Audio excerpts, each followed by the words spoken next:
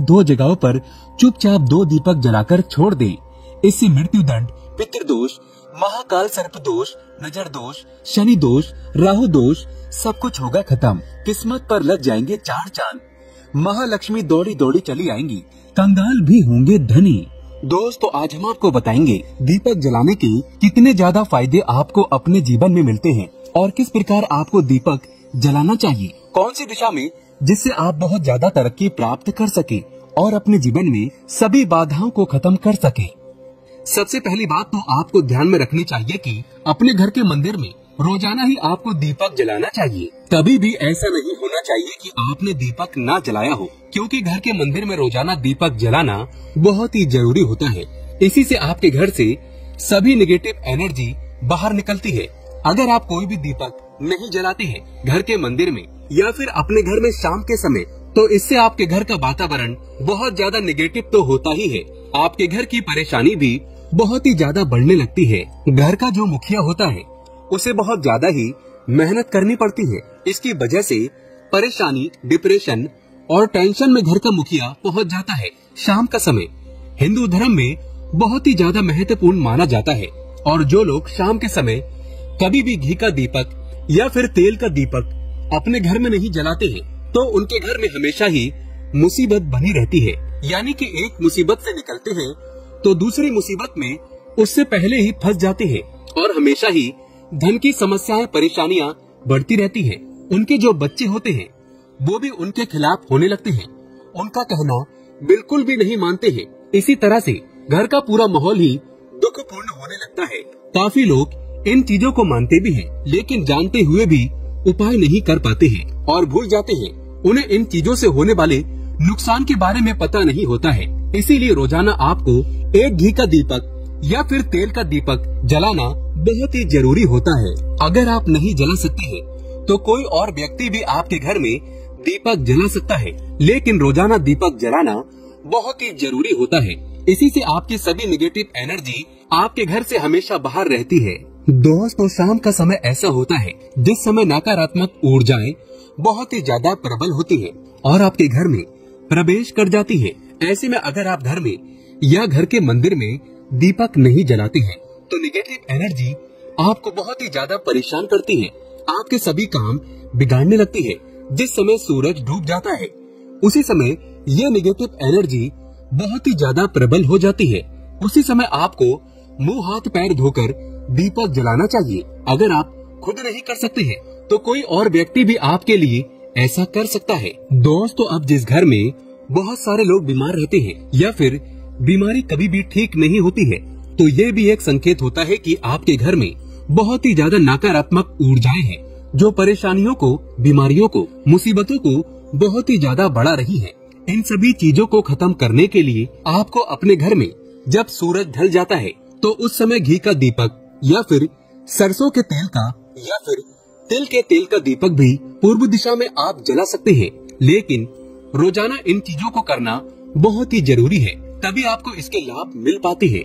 अगर आपके घर में धन से जुड़ी समस्याएं, नौकरी, व्यवसाय से जुड़ी हुई कोई भी समस्याएं हैं, अगर ऐसी समस्याएं बहुत ही ज्यादा होती है तो आपको अपने घर के उत्तर दिशा में रोजाना ही घी का दीपक जलाना चाहिए। इसे एक भी दिन आप मिस ना करें। अगर आप रोजाना उत्तर दिशा में घी का दीपक जलाते हैं तो इससे आपकी धन से जुड़ी हुई समस्याएं खत्म हो जाती है। जिन लोगों को नौकरी नहीं मिलती है तो उनको भी नौकरी मिलने लग जाती है। और अगर वही व्यक्ति जिसको परेशानी है और वही अगर रोज दीपक जलाता है तो इससे मिलने वाले फायदे और भी ज्यादा हो जाते हैं। शाम के समय घी का दीपक या फिर तेल का दीपक जलाना बहुत ही जरूरी होता है। आप कभी भी इन चीजों को नजरअंदाज न किया करें, क्योंकि इन्हीं से आपके जीवन में परेशानियां बढ़ जाती हैं और आपको मुसीबतों का सामना करना पड़ सकता है। आपको ये जानकर हैरानी होगी कि जो भी घी का दीपक आप जलाते हैं उससे जो निकलने वाली ऊर्जाएं होती है वो आपके घर में जब फैलती है तो इससे घर का माहौल एकदम से सुख में बनने लगता है, यानी कि पॉजिटिव होने लगता है। घर के सभी लोग शांति से रहने लगते हैं। इसी प्रकार से जो तेल का दीपक होता है ये भी जब जलता है तो इससे आपके आसपास जितनी भी नकारात्मक ऊर्जाएं हैं वो खत्म हो जाती है, क्योंकि इन दीपकों से निकलने वाली जो ऊर्जाएं होती हैं धुआं होता है वो निगेटिव एनर्जी को बाहर निकालता है और आपके आसपास की एनर्जी को पॉजिटिव बनाता है। तो ये बहुत ही जरूरी चीजें हैं। शाम के समय कभी भी आप इन चीजों को कभी मिस ना किया करें, तभी आप अपने जीवन में सफलता पा सकते हैं और आपकी जितनी भी मनोकामनाएं हैं वो भी पूरी होती है। दोस्तों, हम अपने घर के पूजा घर में पूजा पाठ करते हैं और मूर्ति आदि रखते हैं। दोस्तों, मूर्ति का क्या महत्व होता है, आज हम आपको इस वीडियो के माध्यम से बताने वाले हैं। जिस घर की पूजा घर में एक साथ ये दो मूर्तियां होती हैं, वहाँ पर बनता है राजयोग और दुनिया आपके कदमों में आ जाती है। कहने का तात्पर्य ये है कि आपको सर्व सुख प्राप्त हो जाता है, जिसकी आपने कल्पना की है, जिसकी आपने मनोकामना मांगी है। दोस्तों, घर के पूजा घर में हम पूजा करते हैं, पूजा पाठ करते हैं और पूजा पाठ के माध्यम से कुछ चीजें देखने और मनाने आदि का प्रयत्न करते हैं, ताकि हमें उस पूजा का फल प्राप्त हो जाए और हम उसी अनुरूप घर के अंदर मूर्ति आदि लगवाते हैं, ताकि हम उन देवी देवताओं का सुंदर मुख देख सकें और उनका आशीर्वाद प्राप्त कर सकें। लेकिन दोस्तों, अगर हम अपने घर के पूजा घर में इन मूर्तियों के साथ अन्य मूर्तियां भी रखते हैं, तो निश्चित तौर पर हमारी किस्मत बदल जाती है और देखते ही देखते हमारे जीवन के अंदर की सारी कंगाली समाप्त होने लगती है। दोस्तों, बात करते हैं उन मूर्तियों के बारे में कि आखिर कौन सी दो मूर्तियां एक साथ में आपको रखनी चाहिए, ताकि उसका सच्चा सर्व सुख आपको प्राप्त हो सके। और सबसे पहले अगर हम किसी मूर्ति की बात करें, तो दोस्तों, अगर आप श्री कृष्ण के भक्त हैं और बाल गोपाल की मूर्ति रखते हैं, तब आपको भगवान श्री कृष्ण के साथ माता रानी राधा जी की मूर्ति भी आपको जरूर रखनी चाहिए। दोस्तों, यह भगवान कृष्ण की अगर आपके घर में तस्वीर है, तो उसके साथ राधा जी की भी तस्वीर संयुक्त जोड़े के रूप में आपको लेकर आनी चाहिए। दोस्तों, ये प्रेम और एकता की एक ऐसी अनोखी मिसाल है कि जिस घर में इन दोनों की तस्वीरें होती हैं, तो समझ लीजिए उस घर के अंदर किसी भी प्रकार का गृह कलेश नहीं होता है। दोस्तों, पति पत्नी और परिवार जनों के बीच परस्पर प्रेम रहता है और घर में धन धान्य में अपने आप ही वृद्धि होती है। इसीलिए ये जरूरी माना गया है, अगर आप भी इन मूर्तियों को रखते हैं, तो निश्चित तौर पर आपके जीवन में अपने आप ही फायदा प्राप्त हो जाएगा। दोस्तों, कई लोग अपने घर में माता लक्ष्मी की पूजा करते हैं, तो सोचते हैं कि भगवान विष्णु की भी पूजा करें या ना करें, या फिर उनकी मूर्ति साथ में रखें या ना रखें। दोस्तों, हमेशा भगवान श्री विष्णु जी और माता लक्ष्मी की पूजा आपको एक साथ करनी चाहिए। दोस्तों, देवादिदेव महादेव भगवान विष्णु और भगवान ब्रह्मा जी तीनों ही देवताओं को सर्वशक्तिमान देवता माना गया है और त्रिदेवों में भगवान विष्णु जी को पूजा जाता है।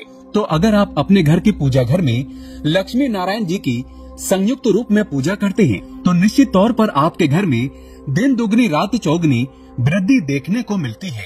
दोस्तों, इसीलिए आप भगवान विष्णु जी के साथ माता लक्ष्मी जी की पूजा करें। अगर माता लक्ष्मी की अकेली तस्वीर है, तो आपको उनके बाएं तरफ भगवान श्री गणेश और भगवान श्री कुबेर जी की मूर्ति या तस्वीर अपने घर के मंदिर में जरूर लगानी चाहिए। अगर आप माता लक्ष्मी जी के बाएं तरफ भगवान श्री गणेश जी की मूर्ति लगाते हैं या तस्वीर लगाते हैं, तो आपको निश्चित तौर पर लाभ प्राप्त होता है और देखते ही देखते आपके जीवन के अंदर की कंगाली समाप्त होने लगती है और धन प्राप्ति के लिए आपको लक्ष्मी गणेश जी की संयुक्त रूप से पूजा करनी चाहिए। माना जाता है माता लक्ष्मी धन देती है, तो भगवान श्री गणेश रिद्धि सिद्धि का भंडार और वृद्धि का विकास करते हैं। इसी वजह से इनकी पूजा बहुत जरूरी मानी गई है। दोस्तों, कई लोग पूछते हैं कि अपने घर में हनुमान जी की तस्वीर या मूर्ति रखें या ना रखें, या उनकी पूजा करें या ना करें। दोस्तों, आपको निश्चित तौर पर हनुमान जी की अन्य देवी देवताओं के साथ में भी आप मूर्ति या तस्वीर रख सकते हैं। किसी प्रकार की कोई दो राय नहीं है कि आपके ऊपर हनुमान जी क्रोधित होंगे या नहीं होंगे। दोस्तों, इसके अलावा आप प्रभु श्री राम की तस्वीर भी अपने घर के पूजा घर में रखते हैं, तो आप हनुमान जी की तस्वीर रखें या ना रखें, हनुमान जी के निमित्त किसी भी प्रकार की पूजा या पाठ करना हो तो आप प्रभु श्री राम से कहें। दोस्तों, भगवान श्री राम के प्रिय भक्त हनुमान जी हैं और निश्चित तौर पर आपको उतना ही आशीर्वाद प्राप्त होता है जितना कि आपको हनुमान जी की मूर्ति या तस्वीर का पूजन करने से होता है। या फिर आप क्या करें, श्री राम दरबार की तस्वीर अपने घर में लेकर आएं और श्री राम दरबार की तस्वीर का पूजन करें या उनकी मूर्ति या उनके किसी प्रकार की कोई चीज आपके पास है तो आप उनका पूजन करें। इसमें सारे देवी देवताओं का आपको आशीर्वाद प्राप्त हो जाता है। हनुमान जी से लेकर माता सीता, भगवान श्री राम और अन्य देवी देवताओं का भी आशीर्वाद आपको प्राप्त हो जाता है। तो निश्चित तौर पर अपने घर के पूजा घर में एक साथ आप ये तस्वीर रख सकते हैं। आपके जीवन में राजयोग की प्राप्ति हो जाती है। दोस्तों इसी तरह अगर आप अपने घर के पूजा घर में या किसी अन्य स्थान पर अगर कोई तस्वीर रखना चाहते हैं और उसे लगाकर अपने घर में लाभ प्राप्त करना चाहते हैं तो अपने घर में या पूजा घर में आपको निश्चित तौर पर त्रिदेवों की तस्वीरें या मूर्ति एक ही स्थान पर लाकर जरूर रखनी चाहिए। ब्रह्मा, विष्णु और महेश इन तीनों की संयुक्त रूप से इनकी एक साथ तस्वीर अपने घर के मंदिर में या अपने घर में कहीं भी लाकर रख देनी चाहिए। माना जाता है कि इन तीनों देवताओं के एक साथ दर्शन करने मात्र से हमारे बड़े से बड़े विघ्न और बड़े से बड़े कष्ट ऐसे ही समाप्त हो जाते हैं। इसी वजह से इन तीनों की एक साथ में तस्वीर या मूर्ति लाकर आपको पूजा जरूर करनी चाहिए। दोस्तों अब बात करते हैं कि कुछ ऐसी तस्वीरें होती हैं या ऐसी मूर्तियां होती हैं जिनको आपको अपने घर के पूजा घर में स्थान ही नहीं देना चाहिए। अगर आपने इन तस्वीर या मूर्ति को अपने घर के पूजा घर में स्थान दिया है तो समझ लीजिए कि आपको कंगाली का सामना करना पड़ेगा या फिर देवी देवताओं के क्रोध का सामना करना पड़ेगा। दोस्तों और एक बात बता दें कि मंदिर में कभी भी विषम संख्या में गणेश जी की मूर्तियां न रखें। जैसे कि 1, 3 या 5 ऐसे रखना अशुभ माना जाता है। 2 मूर्तियों को एक साथ रखना शुभ माना गया है। अगर आप सिर्फ गणेश जी की मूर्ति रखते हैं तो इसके अलावा किसी भी प्रकार की मूर्ति आपको नहीं रखनी चाहिए। दोस्तों इन्हें स्थापित करते वक्त ध्यान दें कि गणेश जी का चेहरा हमेशा घर के मुख्य दरवाजे की तरफ होना चाहिए ताकि आपको अच्छे और सच्चे धन लाभ की प्राप्ति हो। और इस बात का ध्यान रखें कि घर में अंगूठे से बड़े आकार का शिवलिंग आपको भूल कर भी नहीं रखना चाहिए। हमेशा एक छोटा सा शिवलिंग रखें और इससे ज्यादा शिवलिंग आपको नहीं रखना चाहिए। दोस्तों वैसे तो आपको अपने घर में शिवलिंग रखना ही नहीं चाहिए। उसके बाद भी अगर आप रखते हैं तो अंगूठे के आकार से बड़ा शिवलिंग आपको नहीं रखना चाहिए। आप छोटा शिवलिंग रख दें और ध्यान रखें कि एक से ज्यादा शिवलिंग आपको भूल कर भी नहीं रखने हैं। घर में अगर आप शिवलिंग रखते हैं तो शिवलिंग के ऊपर आपको तुलसी भूल कर भी अर्पित नहीं करना चाहिए। अगर आपने शिवलिंग रख लिया है और उस पर तुलसी अर्पण कर दी है तो देवी देवताओं के क्रोध का आपको सामना करना पड़ेगा। दोस्तों मंदिर में हमेशा अगर आप हनुमान जी की तस्वीर रखना चाहते हैं, आप हनुमान जी के अनन्य भक्त हैं तो बैठे हुए हनुमान जी की मूर्ति ही रखें। बजरंगबली रुद्र भगवान शिव के अवतार हैं, इसीलिए उनके भी शिवलिंग की तरह ही मूर्ति रखें। साथ ही जो पति पत्नी होते हैं, वैवाहिक जीवन आपने नया स्टार्ट किया है तो हनुमान जी की मूर्ति या तस्वीर अपने कमरे में, अपने बेडरूम में आपको भूल कर भी नहीं रखनी चाहिए। अन्यथा आपको आपके जीवन में कई प्रकार के दोषों का सामना करना पड़ता है। दोस्तों हनुमान जी ब्रह्मचारी हैं तो इस बात का आपको ध्यान रखना चाहिए। दोस्तों राधा कृष्ण की मूर्तियाँ अगर आप जैसे अपने शयन कक्ष में सोते हैं और वो आपके बेड के सामने की तरफ रखी है कि जैसे कि आप सुबह उठें और आपको उठते ही पहले उनके दर्शन हो जाएं, तो समझ लीजिए कि आपका जीवन माला माल होने वाला है। किसी भी प्रकार का कोई दुख, धन की चिंता आपके जीवन में नहीं रहेगी। दोस्तों इसी तरह अगर माता दुर्गा की तस्वीर आप अपने घर में लेकर आना चाहते हैं और चाहते हैं कि माता दुर्गा की तस्वीर के माध्यम से आप अपने जीवन में समृद्धि देखें तो दोस्तों भूलकर भी आपको माता दुर्गा की क्रोधित अवस्था की तस्वीर जैसे कि महाकाली की तस्वीर या फिर महिषासुर का वध करते हुए या क्रोधित अवस्था में माता लक्ष्मी की, माता दुर्गा की तस्वीर लाकर आपको उनकी पूजा नहीं करनी चाहिए। दोस्तों हमेशा शांत और सुंदर मुख वाली तस्वीर ही अपने घर के अंदर लाकर पूजा करनी चाहिए। बहुत ही शुभ और मंगलकारी माना जाता है।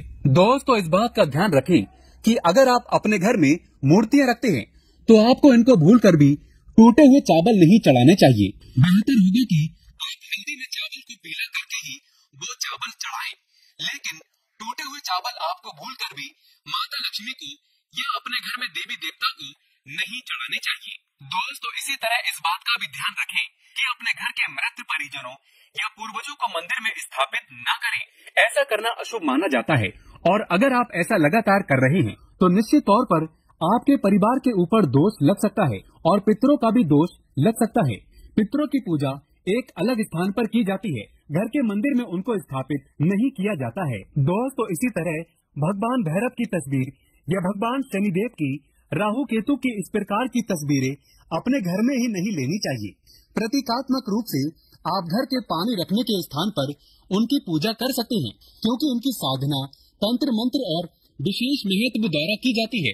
घर के अंदर आप ऐसे ही इनकी पूजा पाठ आप नहीं कर सकते हैं। इनकी पूजा पाठ में अगर किसी प्रकार की कमी रह जाती है तो उनको बहुत ज्यादा क्रोध आ जाता है। इनके क्रोध का आपको सामना करना पड़ता है। इसी वजह से आपको इस प्रकार की तस्वीरें या मूर्तियां अपने घर के अंदर नहीं रखना चाहिए। और जो पहले हमने आपको बताया, इस प्रकार की तस्वीरें भी निश्चित तौर पर आप रखकर अपने जीवन में फायदा प्राप्त कर सकते हैं। दोस्तों, अगर आप भगवान शिव से प्यार करते हैं तो कमेंट बॉक्स में लिखें हर हर महादेव, ओम नमः शिवाय, जय शिव शंकर। एक लाइक तो बनता है।